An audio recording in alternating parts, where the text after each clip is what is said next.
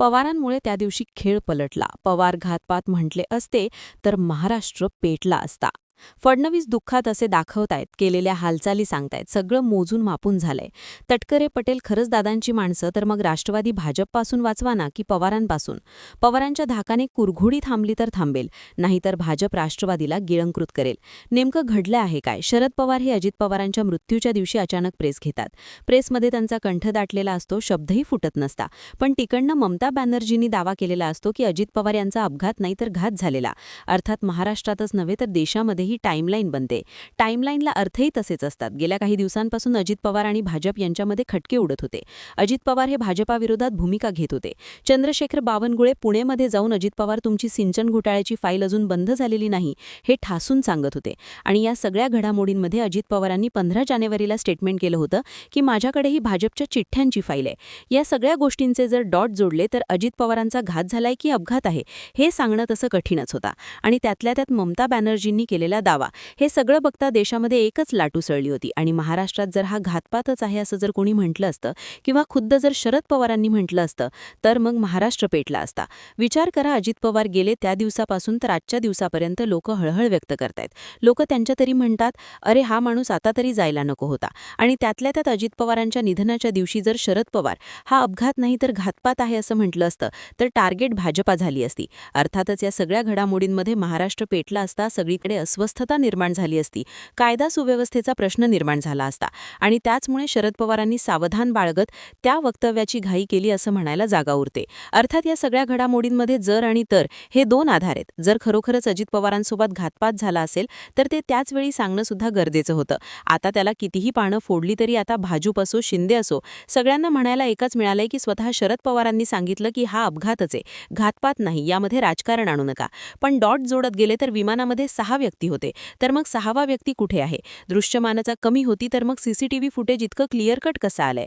8:45 विमान अपघात होतो. अजित पवारांच्या जवळचा व्यक्ती सांगतो की माझा 8:37 अजित पवारांसोबत वार्तालाप झालाय, 6वी बॉडी मिळालेली नाहीये. सगळ्यात महत्त्वाचं म्हणजे हा विमान अपघात एवढा भीषण होता की अनेकांच्या शरीराच्या चिंधड्या उडाल्या होत्या, मात्र त्यामध्ये असणारे कागदपत्रे एकही कसा जळालेला नाही, असे अनेक प्रश्न आहेत. प्रत्यक्षदर्शी सांगतायत की अजित पवारांच्या हाकावरील घड्याळावरून आम्ही अजित पवारांचीच बॉडी आहे असं ओळखलं. आता पोलीस म्हणतायत असं कुठलंही घड्याळच मिळालेलं नाहीये.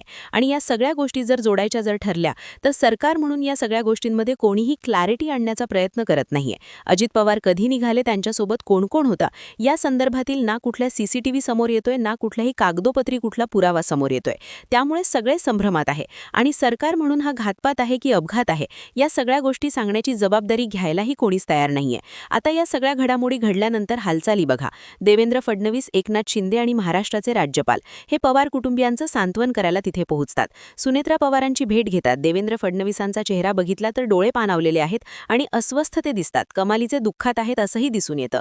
पण अगदी अजित पवार गेल्यानंतर तिसऱ्याच दिवसापासून म्हणजे दुसऱ्याच दिवसापासून तसं पाहिलं तर प्रफुल्ल पटेल, सुनील तटकरे, भुजबळ, मुंडे ही सगळी मंडळी देवेंद्र फडणवीसांसोबत पक्ष कोणाचा, अध्यक्ष कोण, उपमुख्यमंत्री कोणाकडे, अर्थमंत्री कोणाकडे, या सगळ्या गोष्टींबाबत बैठका लावतात. मग देवेंद्र फडणवीसांनी काच वेळी यांना खडचवायला नको होतं का? अरे इथे परिस्थिती काय आहे आणि तुम्ही थोडाही विलंब करत नाहीयेत.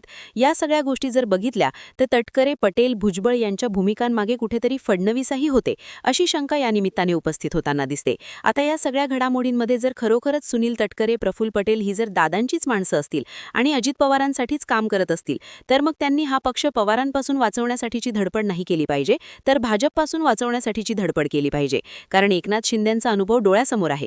जर आजच्या घडीला राष्ट्रवादी काँग्रेस हा पक्ष अजित पवार जर विलिनीकरणावरती बोलत होते आणि जर तटकरे, पटेल हा मुद्दा खोडून काढून हे जर विलिनीकरण होऊ देत नाहीयेत तर हे विलिनीकरण न होण्यासाठी सगळ्यात मोठा हात भाजपचा असेल. म्हणजे भाजप पुन्हा एकदा राष्ट्रवादी काँग्रेसवरती उपकार करेल आणि याच उपकारांच्या परतफेडीखाली राष्ट्रवादी काँग्रेस हा पक्ष इतका दबून जाईल की थोडक्यात डोक्यात भाजपच हा पक्ष गिळंकृत करेल. त्यामुळे सगळे डाव जे आहेत ते आता याच मंडळींच्या हातात आहेत.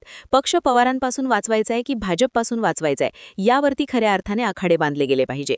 तुम्ही या सगळ्या घडामोडींकडे कसं पाहता कमेंट सेक्शनमध्ये जरूर व्यक्त व्हा. अशाच माहितीपूर्ण व्हिडिओसाठी आपलं चॅनल आवर्जून सबस्क्राईब करा. व्हिडिओ आवडला असेल तर जास्तीत जास्त लोकांपर्यंत जरूर शेअर करा. जय महाराष्ट्र.